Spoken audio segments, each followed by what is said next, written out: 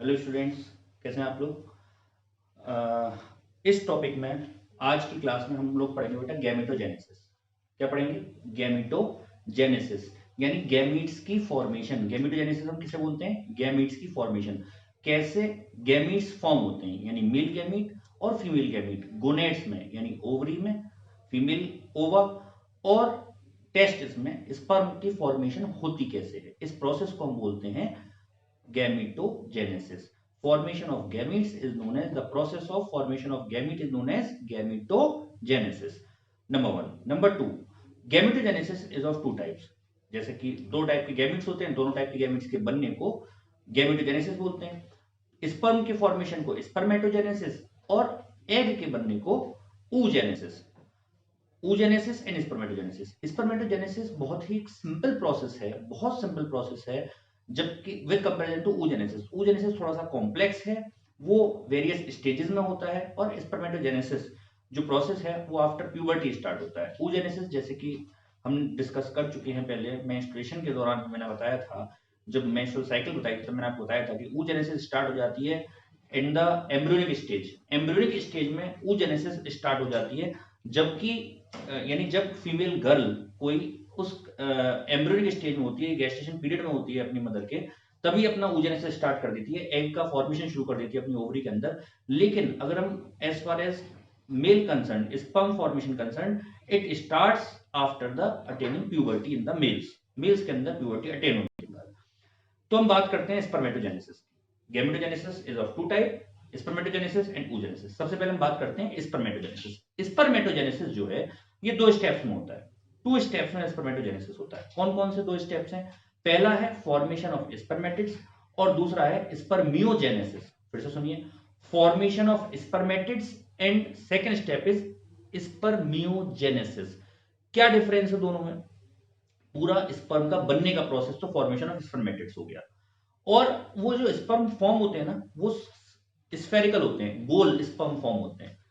वो इस फॉर्म में नहीं होते जैसे स्पर्म्स हम देखते हैं, यानी जैसे बुक्स में स्ट्रक्चर दिया होता है ऐसा स्ट्रक्चर नहीं है। वो मोटाइल नहीं होता, उसमें टेल नहीं होती, उसका हेड नहीं होता, वो सिर्फ स्फेरिकल स्ट्रक्चर्स होते हैं जैसे जनरल सेल होते हैं। लेकिन उसका, उस स्फेरिकल सेल का जो फॉर्म हुआ है स्पर्मेटिड, उसका इस फॉर्म में कन्वर्ट होना कि वो मोटाइल होता है, उसमें टेल आ जाए, वो पूरा डेवलपमेंट होना कहलाता है स्पर्मियोजेनेसिस। दोनों डिस्कस करेंगे कैसे होगा। सबसे पहले हम बात करते हैं स्पर्म फॉर्मेशन ऑफ स्पर्मेटिड्स। अब तक हमने क्या बात करी?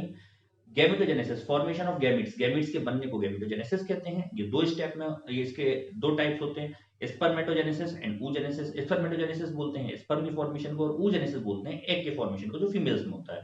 हम पहले बात कर रहे हैं स्पर्मेटोजेनेसिस की। मेल्स के अंदर स्पर्मेटोजेनेसिस दो स्टेप्स में, formation of spermatids and number two is spermiogenesis. Spermatogenesis जो है ये तीन फेज में होता है बेसिकली। पहला होता है, सबसे पहला होता है बेटा मल्टीप्लिकेटिव फेज, ग्रोथ फेज और maturation phase. Multiplicative phase, growth phase and maturation phase. Sorry बेटा, जो मल्टीप्लिकेटिव फेज होता है, मल्टीप्लिकेटिव फेज में क्या होता है, germ cells, primordial germ cells जो हैं वो ग्रोथ करते हैं। आइए देखते हैं कहां पर। पहले तो आपको ये तो बताइए कि स्पर्म की फॉर्मेशन कहां पर होती है बेटा? कहां पर होगी स्पर्म की फॉर्मेशन? टेस्टिस में। टेस्टिस में कहां पर? आपने स्ट्रक्चर पढ़ रखा है। टेस्टिस में कहां पर होगा? टेस्टिस में होगा इन दी पर्टिकुलर सेमनीफेरस ट्यूब्यूल्स। कहां पर होगा बेटा? In seminiferous tubules. आइए एक बार स्टार्ट करते हैं।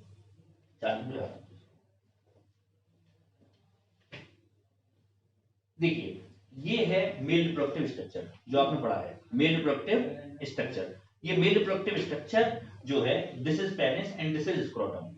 This is what? Scrotum. Scrotum में टेस्टिस, ये आपने देखा।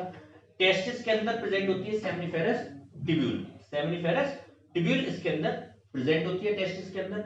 और सेमनीफेरस ट्यूब्यूल जो है, ये मैंने बाहर ना लाकर दिखा दिया। जब मैंने आपको मेल रिप्रोडक्टिव स्ट्रक्चर बनाया था, तो यहां पर आपको बताया था कि टेस्टिस के अंदर सेमनीफेरस ट्यूब्यूल्स होते हैं, और ये सेमनीफेरस ट्यूब्यूल की जर्मिनल एपिथेलियम होती है। अंदर जर्मिनल एपिथेलियम, ये जो जर्मिनल एपिथेलियम है, जर्मिनल एपिथेलियम सेमनीफेरस ट्यूब्यूल की, उसमें दो तरह के सेल्स बताए थे मैंने आपको, अगर याद हो तो। मैंने जब मेल रिप्रोडक्टिव स्ट्रक्चर पढ़ाया था, तब स्ट्रक्चर में मैंने आपको बताया था इसमें दो तरह के सेल्स हैं। एक तो सर यहाँ पर ऊपर जर्मिनल सेल्स जो कि क्यूबॉइडल सेल्स होते हैं, जर्म सेल्स जिनको बोलते हैं, या प्राइमोडियल जर्म सेल्स, और एक होते हैं बेटा ट्रायंगुलर शेप के सेल्स जिनको हम बोलते हैं सर्टोली सेल्स। याद आ रहा है आपको? टेस्टिस के अंदर सेमिनिफेरस ट्यूब्यूल, सेमिनिफेरस ट्यूब्यूल में अंदर जर्मिनल एपिथेलियम, जर्मिनल एपिथेलियम में दो तरह के सेल्स, प्राइमोडियल जर्म सेल्स, और दूसरा जो ट्रायंगुलर शेप के सेल्स है सर्टोली सेल्स। यहां से मैंने आपको बताया था जर्म सेल से स्पर्म की प्रोडक्शन होगा और सर्टोली सेल से नरिशमेंट प्रोवाइड होगा, नर्व सेल जिनको हम बोलते हैं। ये दो तरह के सेल्स होते हैं यहाँ पर।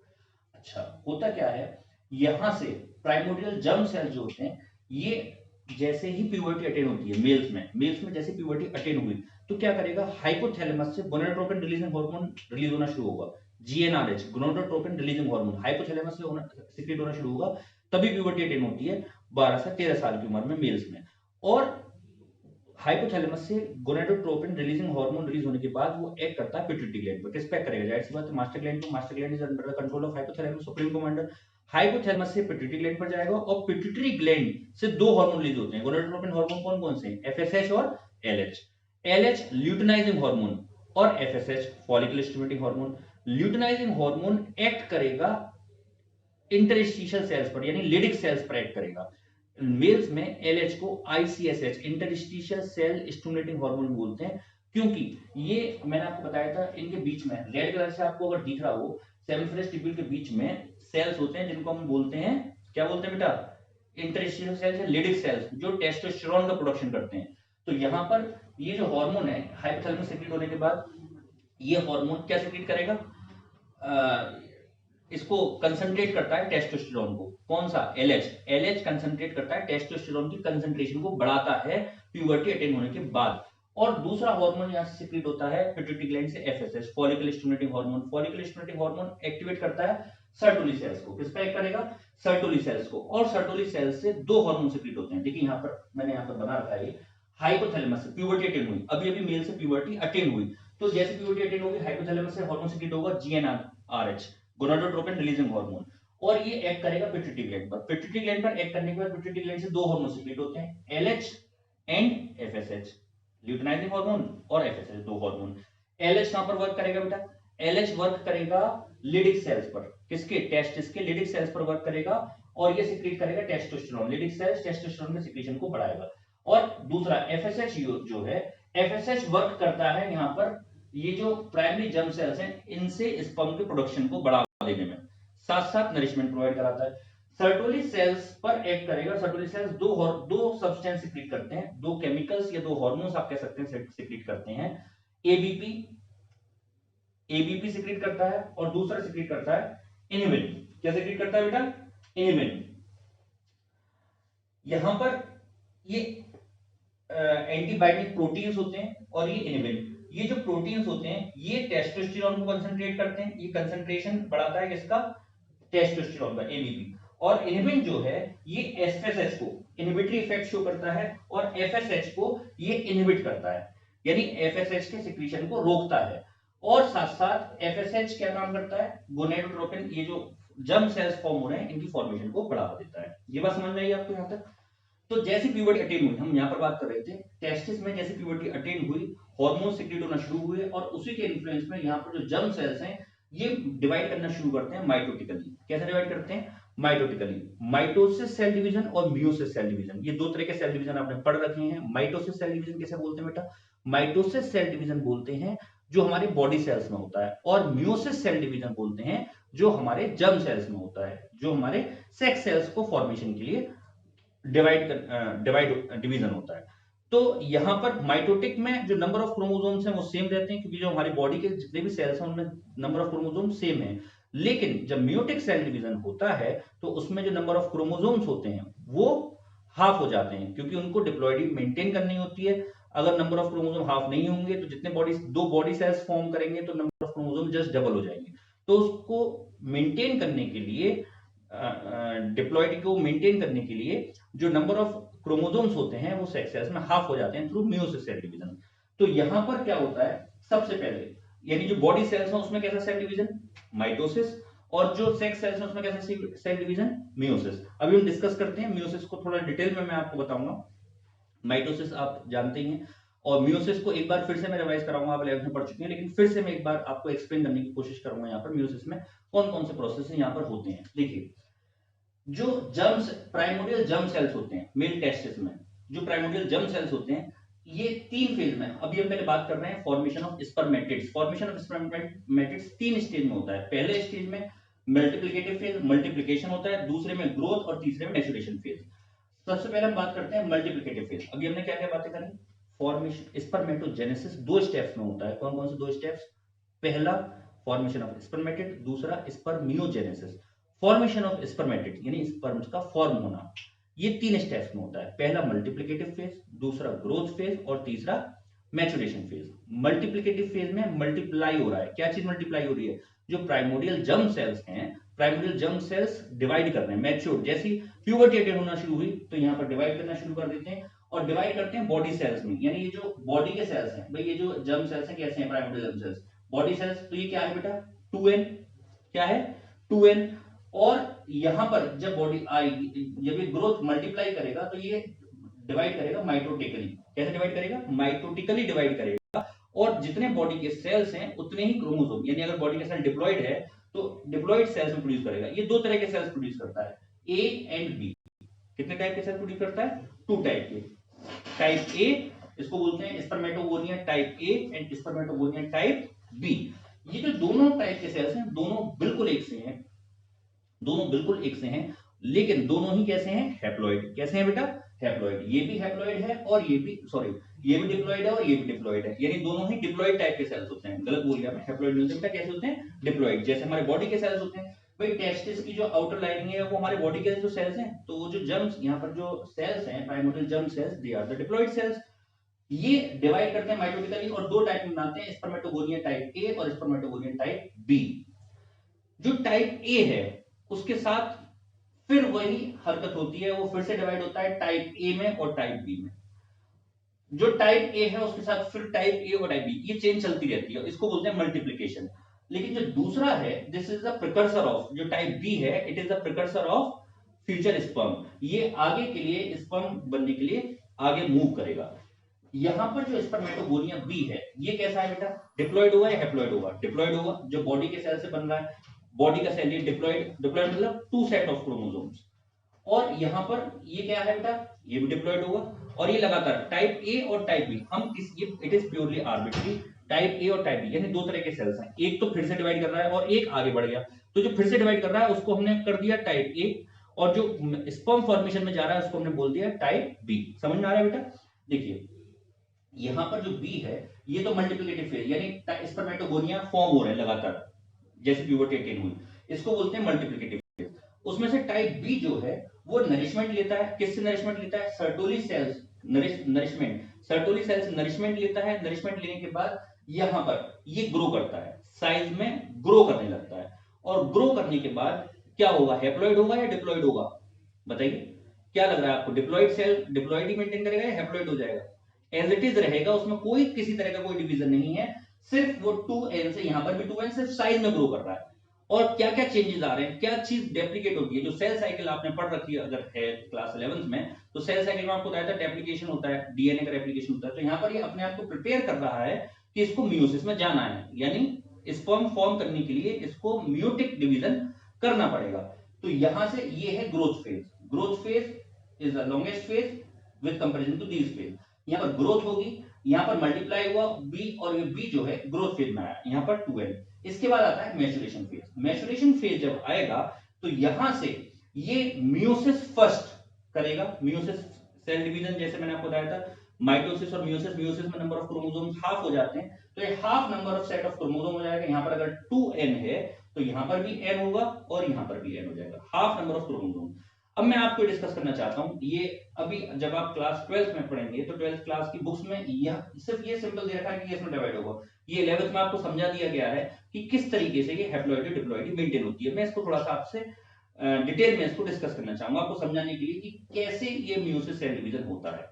मियोसिस वैसे आप क्लास पहले पढ़ चुके हैं, लेकिन फिर भी हम इसको अलग से डिटेल में डिस्कस करते हैं। देखिए यहां पर मैंने एक बना रखा है, मैं आपको सबसे पहले समझाना, बिल्कुल बेसिक बात, क्लास 9th की बात मैं आपको समझाना चाहता हूं। यहाँ पर हैप्लॉइडी डिप्लॉइडी, जब क्लास 9th में बच्चा सेल पढ़ता है तो डिप्लॉइड और हैप्लॉइड समझने में बड़ी दिक्कत होती है, तो मैं बिल्कुल वहां से आपको उठाना चाह रहा हूं, वहां से आपको बताना चाह रहा हूं कि कैसे क्या चीज होती है। देखिए यहां पर जो डिप्लॉइड सेल्स हैं क्या है, ये जो सेल है इसमें दो क्रोमोसोम, और कुछ मत देखिए आप, बिल्कुल बिल्कुल कंफ्यूजन हो जाएगा, सिर्फ आप वो देखिए जो मैंने आपका टाइम सेव करने के लिए मैंने डायग्राम बना रखे हैं, जिससे मैं आपको पूरा फोकस आपके एक्सप्लेनेशन पर दे सकूं। यहाँ पर देखिए, यहाँ पर हमारे जो बॉडी सेल्स है, हमारी बॉडी सेल्स में कितने क्रोमोसोम होते हैं, टू सेट ऑफ क्रोमोसोम होते हैं, ये बात आपको मालूम है। टू सेट ऑफ क्रोमोसोम्स होते हैं हमारे बॉडी सेल्स में, एक सेट हमारे आता है मदर से और एक सेट आता है हमारे फादर से, टू सेट्स ऑफ क्रोमोसोम्स होते हैं। तो यहाँ पर टू क्रोमोसोम लिखा है, रेड कलर से मैंने दिखाया फीमेल, आप अगर देख पा रहे हो उनके एक्सप्रेशंस, और यहाँ पर ब्लू कलर से मैंने दिखाया मेल। तो मेल आया हमारे फादर से और फीमेल आया मदर से। तो 23 क्रोमोसोम्स होते हैं, टू सेट ऑफ क्रोमोसोम। देखिए नंबर ऑफ क्रोमोसोम्स को हम शो करते हैं एन से, किससे शो करते हैं, एन से। तो यहां पर अगर हम बात करें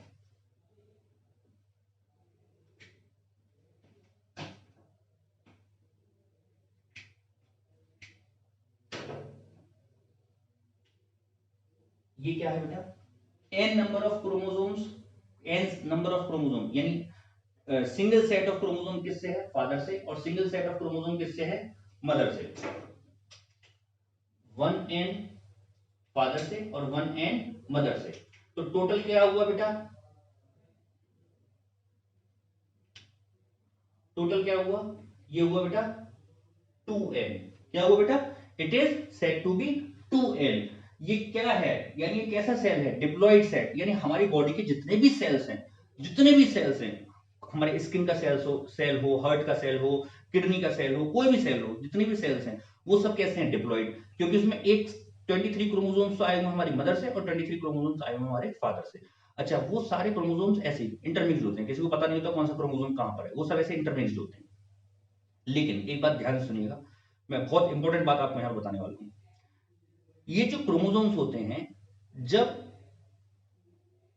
सेल डिवाइड होना होता है, ये क्रोमोसोम मियोसिस सेल डिवीजन में ये क्रोमोसोम्स पास पास आते हैं। होमोलोगस आपने सुना है, होमोलोगस क्रोमोसोम कौन से होते हैं, फॉर एग्जांपल यहां पर अगर मदर का, ये देखिए यहां पर अगर मदर का क्रोमोसोम है, क्रोमोसोम 1, क्रोमोसोम 2 और क्रोमोसोम 3, मदर को मैं रेड कलर से शो करता हूं, क्रोमोसोम 1, क्रोमोसोम 2, क्रोमोसोम 3, और ऐसे 23 क्रोमोसोम्स होंगे मदर के हमारी बॉडी सेल में। ऐसे ही फादर के, उसी सेल के अंदर फादर का chromosome number 1, chromosome number 2, chromosome number 3 and so on.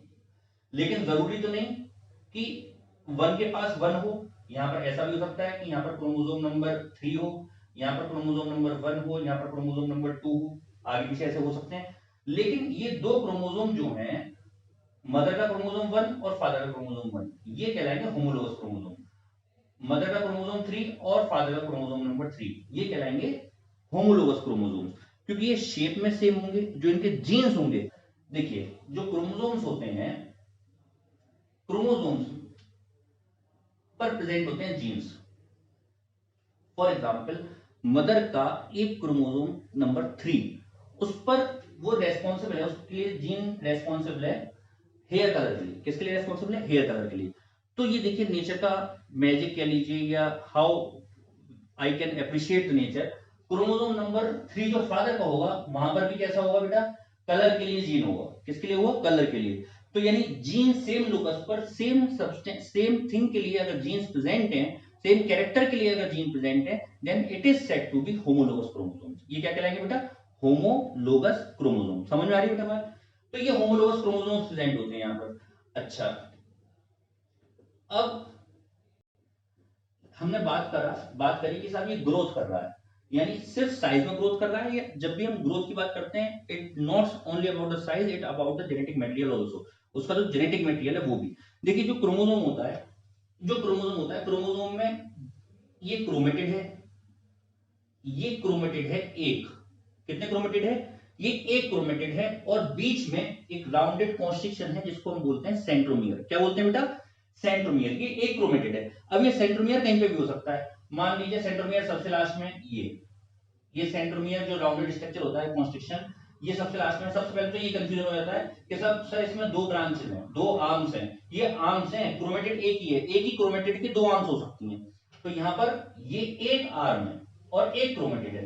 अगर ये ऊपर को खिसक जाएगा, बीच में ये सेंट्रोमियर खिसक कर बीच में आ गया, तो इसकी दो आर्म्स हो गए, लेकिन क्रोमेटिड कितना है, एक। तो क्रोमेटिड और आर्म्स में कोई कंफ्यूजन, पहली बात तो कि कितने क्रोमेटिड होते हैं कितने आर्म्स होते हैं, इसमें कोई कंफ्यूजन तो नहीं। यानी अगर ये क्रोमोसोम है दो, तो एक क्रोमेटिड ये रहा, एक क्रोमेटिड ये रहा, बीच में सेंट्रोमियर है, कोई प्रॉब्लम, कोई प्रॉब्लम नहीं। देखिए अब जब ग्रोथ करता है, जब रेप्लिकेशन करता है, तो क्रोमोसोम के अंदर जो डीएनए प्रेजेंट होते हैं वो रेप्लिकेट करते हैं, रेप्लिकेट करते हैं यानी अपने जो जेनेटिक मटेरियल है उसको डबल कर लेते हैं। जेनेटिक मटेरियल को डबल करने का मतलब ये नहीं है कि नंबर ऑफ क्रोमोसोम डबल होंगे।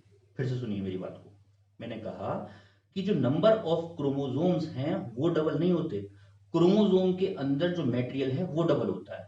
फॉर एग्जाम्पल मैंने आपको लड्डू दिए खाने के लिए, दो दो लड्डू दिए खाने के लिए कि साहब पेट नहीं भरा, लेकिन रूल ये है कि दो ही लड्डू मिलेंगे, तो मैंने दो लड्डू आपको मेटेरियल यानी डबल डबल वेट के दे दिए। पहले अगर 100 ग्राम का एक लड्डू था, 100 ग्राम का एक लड्डू था, तो वो 200 ग्राम का एक लड्डू हो गया, तो नंबर तो नहीं बढ़ा लेकिन मेटेरियल बढ़ गया। मेरी बात समझ में आ रही है? इसी तरीके से जब मैं कह रहा हूं ग्रोथ के लिए, जब सेल रेप्लिकेट करता है, क्रोमोसोम रेप्लिकेट करते हैं, तो वो अपना जेनेटिक मेटेरियल डबल करते हैं, ना कि अपना नंबर।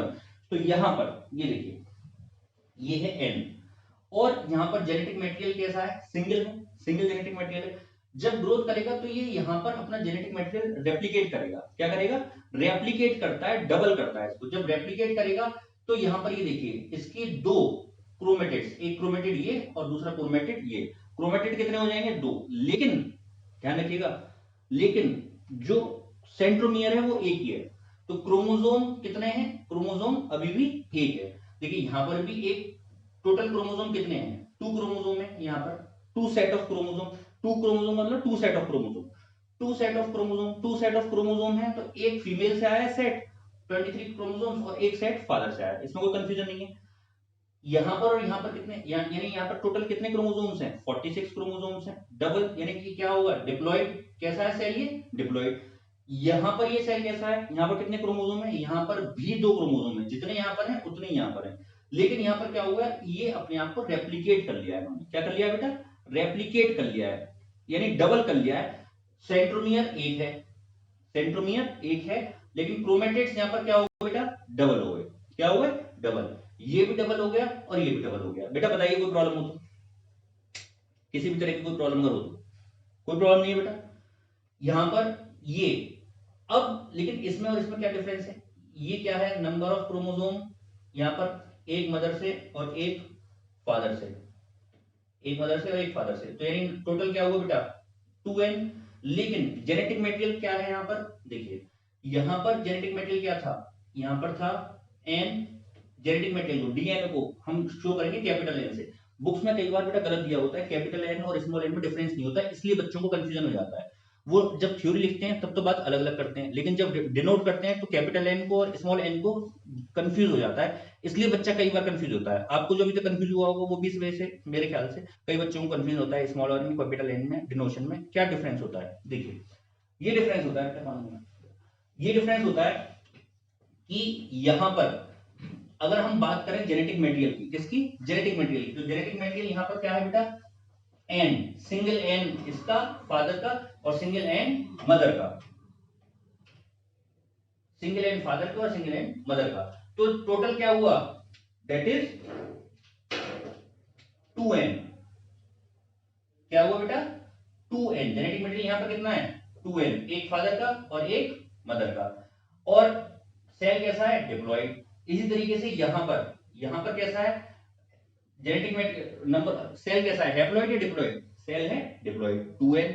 जबकि जेनेटिक मटेरियल क्या हो गया, यहां पर डबल हो गया, फादर का कितना हुआ यहां पर, that is 2n, 2 capital N, 2 capital N, और मदर का कितना हुआ, 2 कैपिटल N। तो जेनेटिक मटेरियल क्या हुआ यहां पर, 4n, जबकि सेल कैसा है यहां पर, डिप्लॉइड 2n, और यहां पर कैसा है, diploid 2n।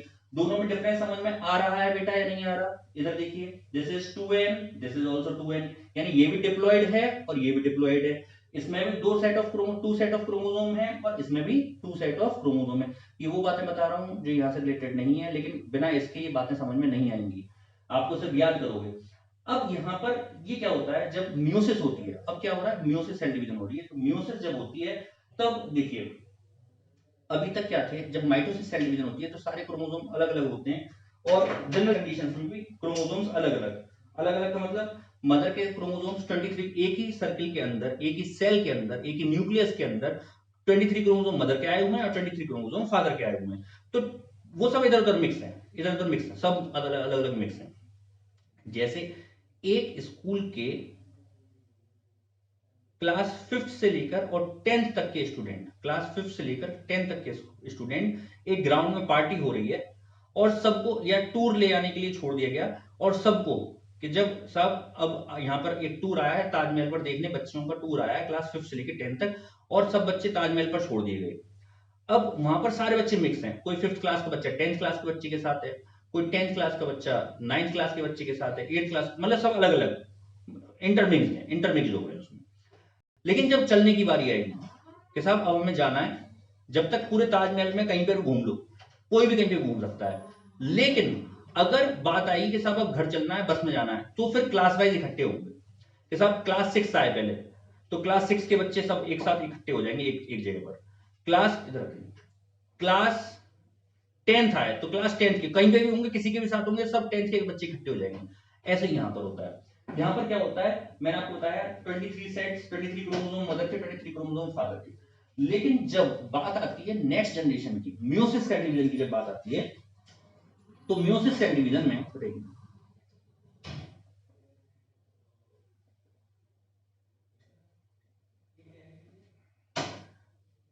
Meiosis cell division में यहां पर तो it is matter of next generation, next generation की बात है तो ये सीरियस हो जाते हैं, और ये सारे क्रोमोसोम अपने आप कैसे आते हैं, ये देखिए नेचर है, और नेचर का कितना बढ़िया यहाँ पर इन्होंने प्ले करा है रोल, कि ये जो क्रोमोसोम्स हैं, वन वन के पास 23 है, मैंने आपको बताया था होमोलोगस क्रोमोसोम्स होते हैं, वो आपस में पेयरिंग कर लेते हैं, क्या कर लेते हैं, पेयरिंग करना स्टार्ट कर लेते हैं। क्रोमोसोम नंबर 19 के पास आएगा, क्रोमोसोम नंबर 15 के पास आएगा, क्रोमोसोम नंबर 1 के पास आएगा, और सब एक पास पास पास आ जाते हैं, 23 पेयर्स आपस में ऐसे सेट हो जाते हैं। क्या बोलते हैं इसको, इस पेयरिंग होने को, इसको बोलते हैं बेटा साइनेप्सिस। क्या बोलते हैं, साइनेप्सिस। यहां पर साइनेप्सिस होती है,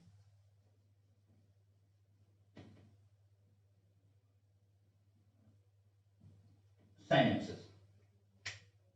यहां पर साइनेप्सिस, साइनेप्सिस में क्या होगा, यहां पर और यहां पर क्या डिफरेंस है, सिर्फ यहां पर पेयरिंग हो गई, होमोलोगस क्रोमोसोम, होमोलोगस क्रोमोसोम में बता चुका हूं आप लोगों को कि होमोलोगस क्रोमोसोम क्या होता है।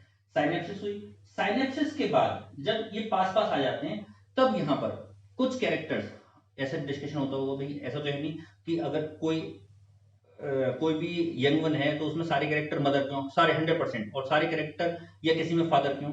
कुछ ऐसा होता है कि भाई इसकी नोज तो मदर से मिल रही है, आईज की फादर से मिलती हैं, या हाइट फादर पर गई है लेकिन इसकी आईज मदर पर गई हैं, ऐसा होता है। कुछ कैरेक्टर्स मदर के, कुछ कैरेक्टर्स फादर के, क्यों होता है वो, देखिए यहां पर क्या होता है, नेक्स्ट स्टेज में आपने पढ़ा होगा डिप्लोटीन, डायकाइनेसिस, लेप्टोटीन, ये सारी स्टेजेस पढ़ी हैं आपने, वो उन्हीं की हम बात कर रहे हैं, मैं स्टेजेस पर नहीं जा रहा, सिर्फ आपको इवेंट्स बता रहा हूं कि क्या क्या यहाँ पर हो रहे हैं जनरल। तो साइनेप्सिस जब पेयरिंग होती है, उसके बाद क्रोमेटिड्स जो हैं आपस में इंटरमिक्स करते हैं, इंटरमिक्स एक दूसरे पर क्रॉस करते हैं इस तरीके से, और जेनेटिक मटेरियल को एक्सचेंज कर लेते हैं, क्रॉस करते हैं क्रोमेटिड्स को और एक्सचेंज कर लेते हैं। यहाँ पर कुछ क्रोमेटिड्स, कुछ यहाँ पर जेनेटिक मटेरियल इसका इसमें आया और इसका इसमें आया, और इस तरीके से आपस में क्रॉसिंग को, इस स्टेज को बोलते हैं क्रॉसिंग ओवर। क्या बोलते हैं बेटा, दैट इज क्रॉसिंग ओवर।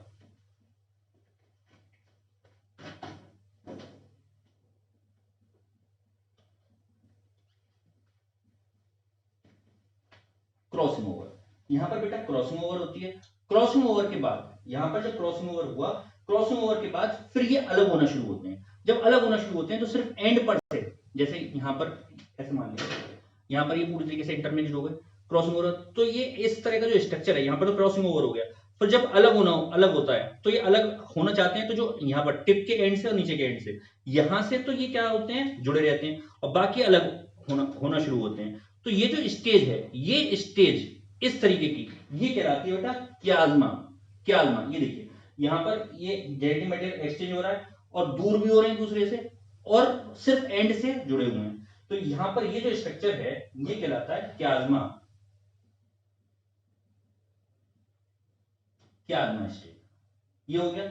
अच्छा, जितने भी हैं ये क्या कैसे हैं बेटा, जो इनका जेनेटिक मटेरियल है कैसा है, डबल स्ट्रक्चर। ये कैसे क्रोमोसोम है, ये है डबल स्ट्रक्चर। ये कैसे हैं, सिंगल स्ट्रक्चर्ड। यानी जब ग्रोथ हुई तो क्या ग्रोथ हुआ, डीएनए रेप्लिकेट हुआ, और जो क्रोमोसोम्स हुए वो कैसे हुए बेटा, डबल स्ट्रक्चर्ड। ये कैसे हैं, सिंगल स्ट्रक्चर्ड।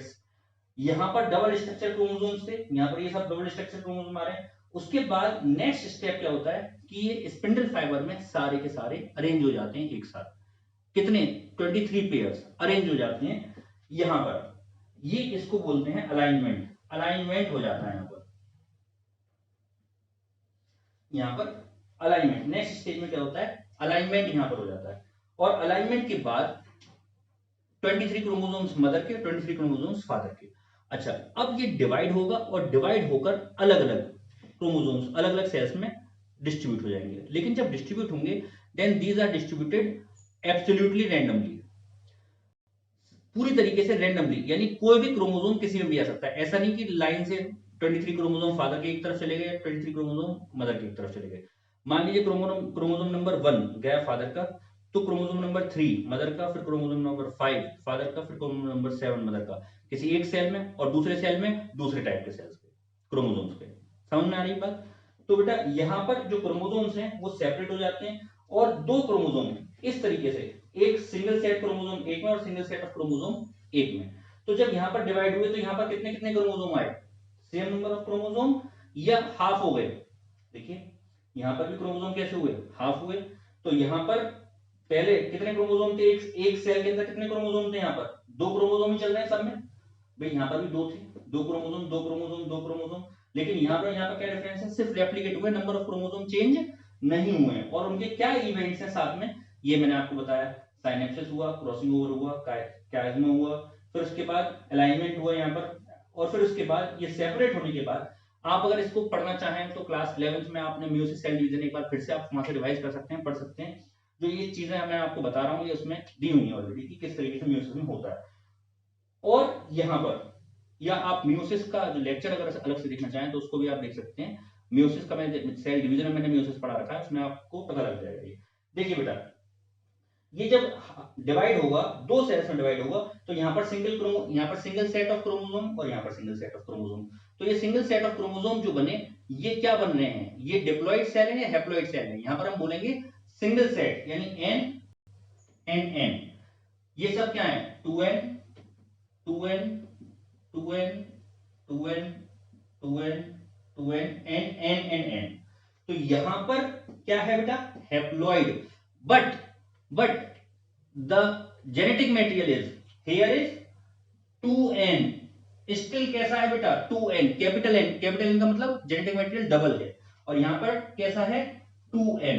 जबकि डिप्लॉइड नंबर ऑफ क्रोमोसोम, यहां पर भी सिंगल सेट n और यहां पर भी कैसा है, n। मेरे ख्याल से किसी तरह का कोई कंफ्यूजन नहीं होना चाहिए। मैंने आपको बताया कि यहां पर 2n, स्मॉल n का मतलब क्या है, नंबर ऑफ क्रोमोसोम्स, और कैपिटल N का मतलब क्या है, quantity of genetic material in it, यानी डीएनए कितना रेप्लिकेट हुआ है। तो यहाँ पर डबल स्ट्रक्चर्ड क्रोमोसोम है, यहाँ पर सिंगल स्ट्रक्चर्ड क्रोमोसोम है। तो यहाँ पर अलग अलग हुए।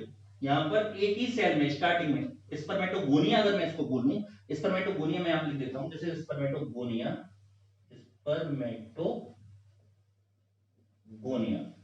स्पर्मेटोगोनिया में टू सेट ऑफ क्रोमोसोम्स है।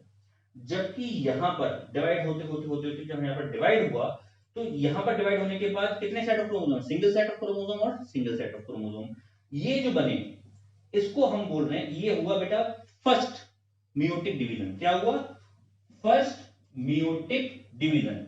फर्स्ट मियोटिक डिवीजन के बाद, फर्स्ट मियोटिक डिवीजन के बाद ये कहलाएगा बेटा प्राइमरी स्पर्मेटोसाइट। क्या कहलाएगा बेटा, primary spermatocyte. This is spermatogonia, और ये डिवाइड होता गया होता गया होता गया होता गया, और ये कहलाएगा फर्स्ट म्यूटिक डिवीजन के बाद कहलाएगा प्राइमरी स्पर्मेटोसाइट। और प्राइमरी स्पर्मेटोसाइट के बाद ये प्राइमरी स्पर्मेटोसाइट फिर फर्दर डिवाइड करेगा। जब ये फर्दर डिवाइड करेगा तो यहां पर होगी बेटा सिंपल माइटोसिस। क्या होगा, सिंपल माइटोसिस। माइटोसिस में क्या होगा, ये जो क्रोमोसोम है, ये जो डिवाइड, ये जो डबल स्ट्रक्चर्ड हो रहे हैं, ये बीच में से सेंट्रोमियर डिवाइड होगा, और यहां पर फिर से सिंगल सिंगल स्ट्रक्चर्ड क्रोमोसोम यहां पर बनेंगे। ये देखिए यहां पर जब बनेगा तो ये बनेगा ऐसा, ये। तो यहां पर भी सिंगल क्रोमोसोम यानी n नंबर ऑफ क्रोमोसोम और सिंगल n, और यहां पर भी सिंगल n, बट डिफरेंस क्या है दोनों में, यहां पर डबल स्ट्रक्चर्ड क्रोमोसोम था, यहां पर सिंगल स्ट्रक्चर्ड क्रोमोसोम है। तो इसी तरीके से यहां पर ये बताया कि ग्रोथ फेज में, इतना सब कुछ ग्रोथ फेज में होने के बाद यहां पर जब ये डिवाइड करता है तो कैसा बनेगा 2n, और क्या कहलाएगा प्राइमरी स्पर्मेटो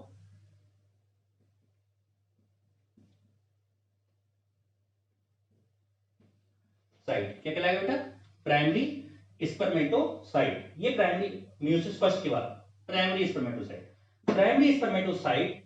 ये फिर इसके बाद होगा मियोसिस सेकंड। मियोसिस सेकंड किसकी तरह होता है, सिंपल माइटोसिस की तरह होता है।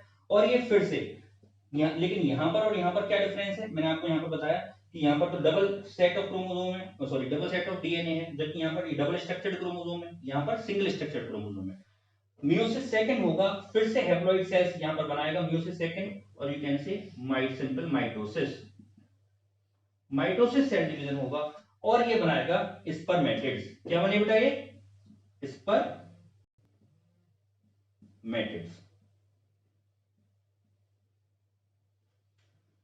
दिस इज व्हाट स्पर्मेटिड, ये बना बेटा स्पर्मेटिड। अब स्पर्मेटिड जो है ये स्पर्मेटिड स्फेरिकल स्ट्रक्चर बनता है, नॉन मोटाइल स्ट्रक्चर बनता है। कैसा स्ट्रक्चर बनता है, नॉन मोटाइल। यहां पर ये नरिशमेंट लेगा, सर्टोली सेल्स से नरिशमेंट लेगा। ये स्पर्मेटिड बनने के बाद ये अपने हेड्स को इनबिल्ट कर देते हैं सर्टोली सेल्स के अंदर, और वहां से नरिशमेंट लेते हैं, और फिर ये टेल्ड लाइक स्ट्रक्चर में, जैसे स्पर्म का स्ट्रक्चर होता है, इसके बाद हम डिटेल में स्ट्रक्चर स्टडी करेंगे कि स्पर्म का स्ट्रक्चर कैसा फॉर्म बनता है। जो एक्चुअल स्पर्म का स्ट्रक्चर होता है मोटाइल फॉर्म में, यानी स्पर्म मूव नहीं कर पाता तो मोटाइल फॉर्म में स्पर्म को कन्वर्ट करता है। इसको बोलते हैं स्पर्मियोजेनेसिस। क्या बोलेंगे, स्पर्मियोजेनेसिस।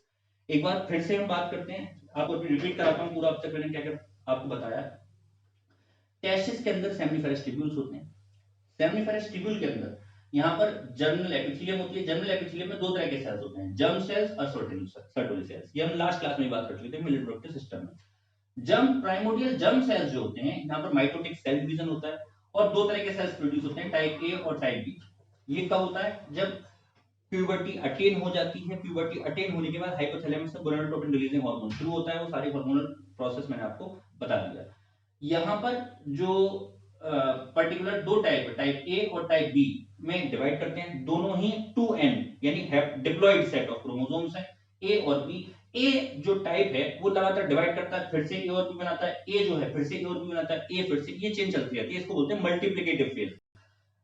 और जो बी है, B is the precursor of sperm and this enter into the growth phase. B जो है ग्रोथ फेज में एंटर कर जाता है।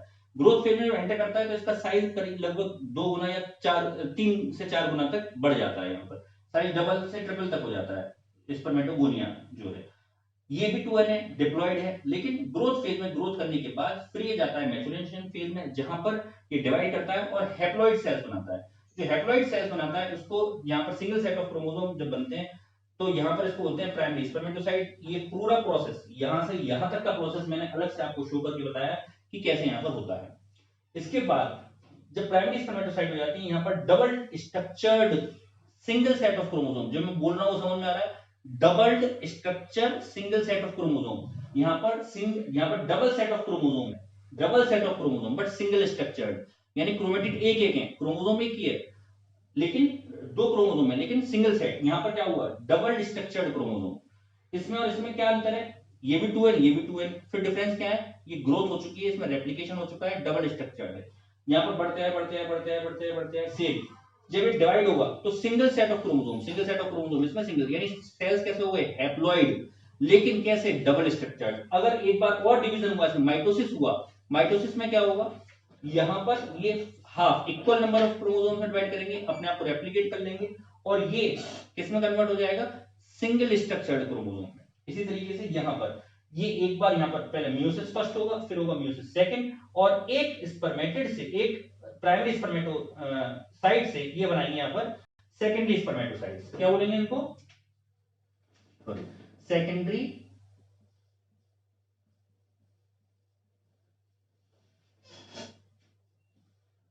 स्पर्मेटोसाइट या स्पर्मेटिड भी बोल सकते हैं, स्पर्मेटिड। ये हुआ फॉर्मेशन ऑफ स्पर्मेटिड। इसके बाद ये ग्रोथ करेंगे, नरिशमेंट पाएंगे और सर्टोली सेल से नरिशमेंट लेकर ये मोटाइल हो जाएंगे, जिसको हम बोलते हैं, जिस प्रोसेस को हम बोलते हैं स्पर्मियोजेनेसिस। तो बेटा ये था complete formation of sperms. Sperms कैसे फॉर्म होते हैं ये मैंने आपको बता दिया टोटल। ये दो स्पर्मेटोजेनेसिस दो स्टेप में होता है। पहला है फॉर्मेशन ऑफ स्पर्मेटिड्स और दूसरा है spermiogenesis. Formation of spermatid consist of 3 step, multiplicative phase, growth phase और मैच्योरेशन फेज।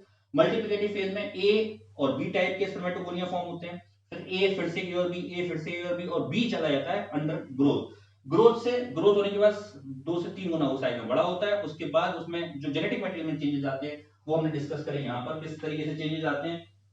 इसके बाद उसमें होती है म्यूसिस फर्स्ट में नंबर ऑफ क्रोमोसोम हाफ हो जाते हैं और जो सेट्स बनते हैं उनको बोलते हैं प्राइमरी स्पर्मेटोसाइट, हैप्लॉइड सेट्स होते हैं। उसके बाद वो फिर से म्यूसिस सेकंड करता है, यानी माइटोसिस सेल डिवीजन की तरह डिवाइड करता है और हर एक हैप्लॉइड सेल प्राइमरी स्पर्मेटोसाइट 2 को प्रोड्यूस करता है जिसमें नंबर ऑफ क्रोमोसोम इक्वल होते हैं। लेकिन यहाँ पर और यहाँ पर डिफरेंस ये है, नंबर ऑफ क्रोमोसोम तो बराबर है लेकिन डिफरेंस ये है कि यहाँ पर डबल स्ट्रक्चर्ड क्रोमोसोम होते हैं, यहाँ पर सिंगल स्ट्रक्चर्ड क्रोमोसोम होते हैं। मैं उम्मीद करता हूँ आपकी ये बात समझ में यहाँ पर आई होगी। अगर नहीं आई तो एक बार फिर से रिवाइंड करके आप वीडियो को देखकर यहाँ पर देख सकते हैं मैंने सिंगल स्ट्रक्चर और डबल स्ट्रक्चर के बारे में क्या डिस्कशन यहाँ पर करा हुआ है। इसके बाद शुरुआत होती है स्पर्मियोजेनेसिस। स्पर्मियोजेनेसिस यानी फिर से ग्रोथ करके इस सर्टोली सेल्स के नरिशमेंट लेकर ये non motile spermatids motile sperms में कन्वर्ट हो जाते हैं। This is all about the spermatogenesis. इसके बाद मैं अब आपको बताने जा रहा हूं कि यहां पर कैसे ये स्पर्म्स का स्ट्रक्चर कैसा होता है और कैसे ये एग को फर्टिलाइज करने में उसका स्ट्रक्चर मदद करता है। पहले आप इसको नोट कर लीजिए, फिर इसके बाद हम आगे बढ़ते हैं। ठीक है, थैंक यू।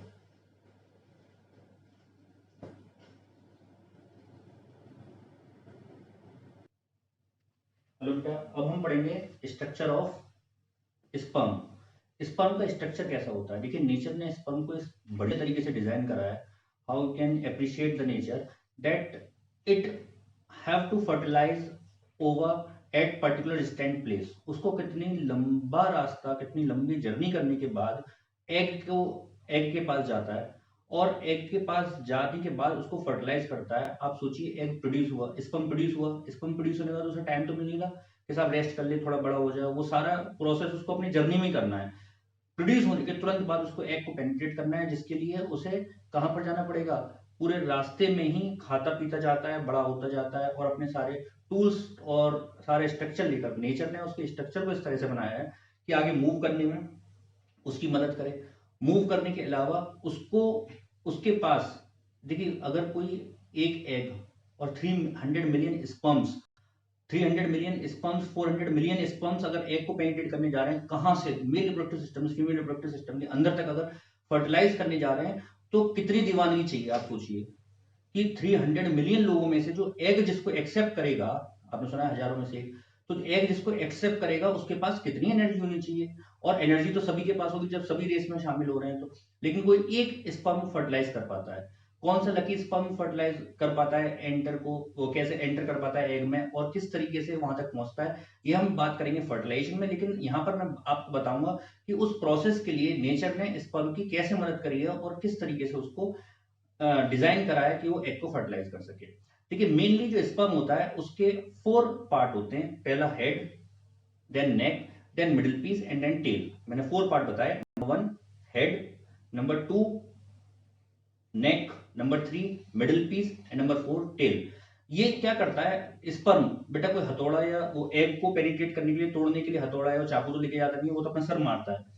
तो उसके सर में ऐसी क्या चीजें होती हैं, हेड में ऐसी क्या चीज होती है जिससे कि एग को पेनिट्रेट करता है। देखिए हम 4 स्ट्रक्चर्स यहाँ पे मैं आपको बता दूं, यहाँ पर मैंने आपका टाइम से करने के लिए बना रखा है। This is particular structure of sperm.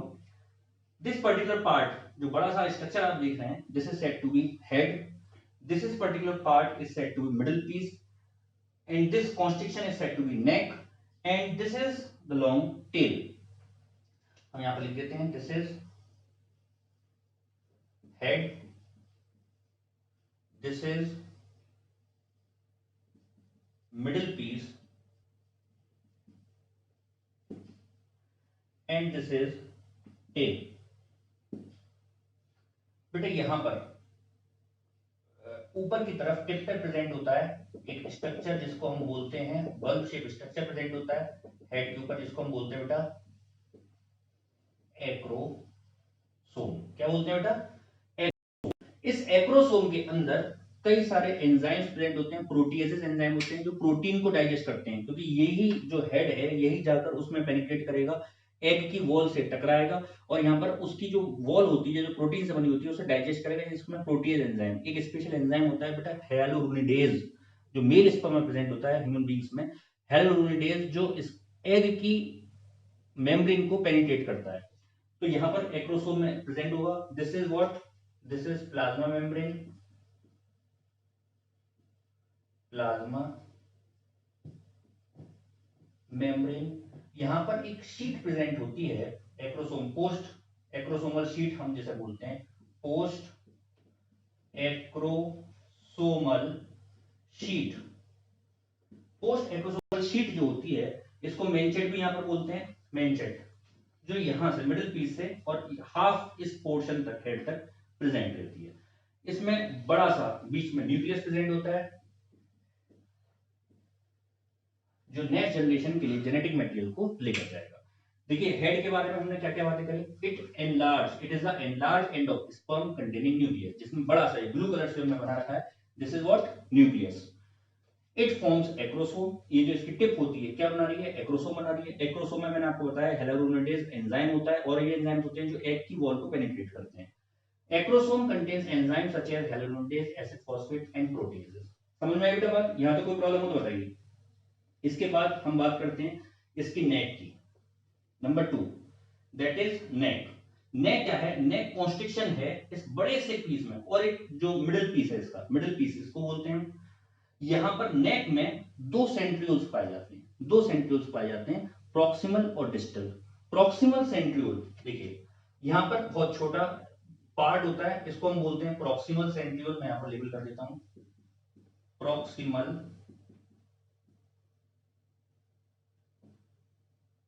मैं इसको लिखता हूं इधर, प्रॉक्सिमल सेंट्रियोल। और एक होता है बेटा यहां पर distal centriole.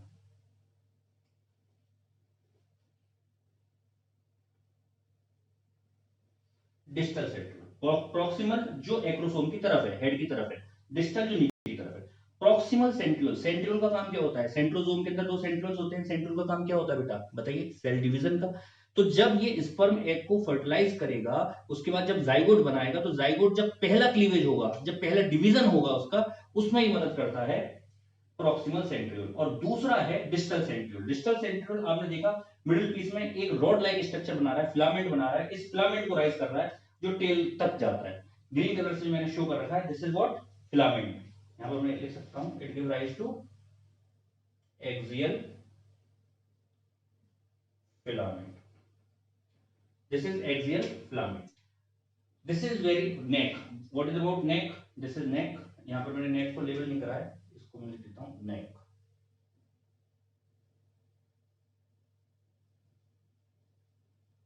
Number 1 head, number 2 neck, number 3 middle piece, and number 4 is tail. Head, this is head, this is neck. Neck consists of, it is very short, present between the head and middle piece. It contains proximal centriole towards the nucleus, proximal centriole towards the nucleus, helps in the first cleavage of zygote. And number 2 distal centriole give rise to axial filament of sperm. Axial filament को ये give rise करता है। इसके बाद हम बात करते हैं मिडिल पीस की। मिडिल पीस में क्या है बेटा, मिडिल पीस में इस एक्सियल फिलामेंट जो है बीच में, एक्सियल फिलामेंट को यहां पर हम कह सकते हैं 9+2 arrangement of their microtubules, axial filaments. यहां पर ये आपने क्लास 9 में सेल चैप्टर में पढ़ा होगा। यहां पर माइटोकॉन्ड्रिया जो है ये स्पाइरल फॉर्म में होता है, जैसे माइटोकॉन्ड्रिया आपने देखा होगा, जनरल उस तरह का स्ट्रक्चर नहीं होता। यहां पर एनर्जी रिच चाहिए, इसमें बहुत ज्यादा एनर्जी चाहिए माइटोकॉन्ड्रिया के अंदर, तो छोटा सा माइटोकॉन्ड्रिया हो तो उससे काम नहीं चलेगा, तो नेचर ने क्या करा, स्पाइरल फॉर्म में कर दिया, इससे ज्यादा सरफेस एरिया इसको मिल सके। This is spiral, blue colour से मैंने एक्जेक्टली चारों तरफ लिपटा हुआ, जैसे ये एक्सियल फिलामेंट इसके चारों तरफ ऐसे लिपटा हुआ हो, this is spiral mitochondria. Mitochondria spiral mitochondria, और you can say mitochondrial spiral. Proximal centriole जो यहां पर लिखा हुआ है इसको हम बोल सकते हैं एन्युलस, एन्युलस यहां पर, या आप इसको प्रॉक्सिमल सेंट्रियोल को यहां पर एन्युलस इसको ना बोलकर यहां पर होता है एक और रिंग सेंट्रियोल, इसको हम बेसिकली बोलते हैं एन्युलस, दिस इज एन्युलस। यहां पर रिंग सेंट्रियोल, रिंग फॉर्म में सेंट्रियोल होता है। देखिए middle piece, it contains mitochondrial coil around the axial filament called mitochondrial spiral, और ये माइटोकॉन्ड्रियल स्पाइरल बोलते हैं, या फिर इसको बोलते हैं नेबन कर्न। क्या बोलते हैं बेटा? नेबन कर्न। दूसरा इसको हम बोलते हैं power house of the sperm. Mitochondria को जनरली भी आपने बचपन में पढ़ रखा है, mitochondria is also said to be power house of the cell, this is said to be power house of the sperm. And at the end of middle piece there is a ring centriole which is said to be annulus. यहां पर ring shape में एक centriole present होता है जिसको हम बोलते हैं एन्युलस। यहां पर प्रेजेंट होती है बेटा फाइब्रस शीट, टेल पर क्या प्रेजेंट होती है? दैट इज फाइब्रस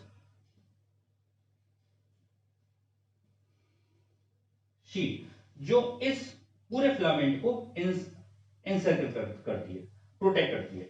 जो टेल है, टेल को हम टू पार्ट्स में डिवाइड कर सकते हैं, टेल का भी पर्टिकुलर मेन पार्ट या हेड पार्ट कह सकते हैं, और दूसरा पोस्टीरियर पार्ट या end piece, this is said to be end piece, जो बिना कवरिंग के दिख रहा है,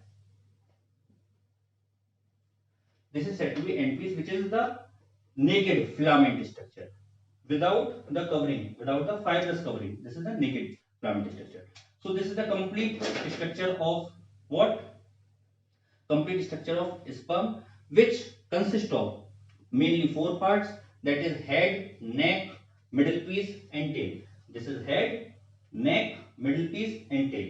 Head में एक बार फिर से आपको रिपीट कर देता हूँ, it is a enlarged end of sperm which containing nucleus form acrosome, acrosome होता है, acrosome contains enzymes such as hyaluronidase, acid phosphate and protein. Neck, it is short part, it is present between head middle piece, it contains दो तरह के nucleus होते हैं इसके अंदर, proximal और distal। proximal क्लीवेज के दौरान काम करता है, डिवाइड कराता है, और यहाँ पर डिस्टल जो है ये एक्सियल फिलामेंट को गिव राइज करता है। तीसरा जो मिडिल पीस है, मिडिल पीस ये मिडिल वाला पार्ट होता है, it is mainly contain what? It is mainly contain mitochondria, and mitochondria is in the form of spiral, और you can say mitochondrial spiral और स्पाइरल माइटोकॉन्ड्रिया। और ये जो इसको हम नेवन कर्न भी बोलते हैं, क्या बोलते हैं? नेवन कर्न। Power house of the cell भी बोलते, ऑफ द स्पर्म भी बोलते हैं यहाँ पर इसको, और इसके एंड पर यहाँ पर रिंग लाइक सेंट्रियोल होता है जिसको हम बोलते हैं एन्युलस। लास्ट में टेल है, ये कई टाइम्स बड़ी होती है हेड से, हेड से 3-4 गुना बड़ी होती है टेल, और ये स्विम करती है, स्विम करने में मदद करती है during the movement of the sperm. तो ये रही बात स्ट्रक्चर ऑफ स्पर्म की। यहाँ पर स्पर्मेटोजेनेसिस के बाद स्ट्रक्चर ऑफ स्पर्म कंप्लीट होता है। इसके बाद हम पढ़ेंगे बेटा स्ट्रक्चर ऑफ ओवा एंड oogenesis। थैंक यू बेटा, आप इसको नोट कर लीजिए, फिर इस लेक्चर को, इसके नेक्स्ट लेक्चर में पढ़ेंगे oogenesis। Thank you.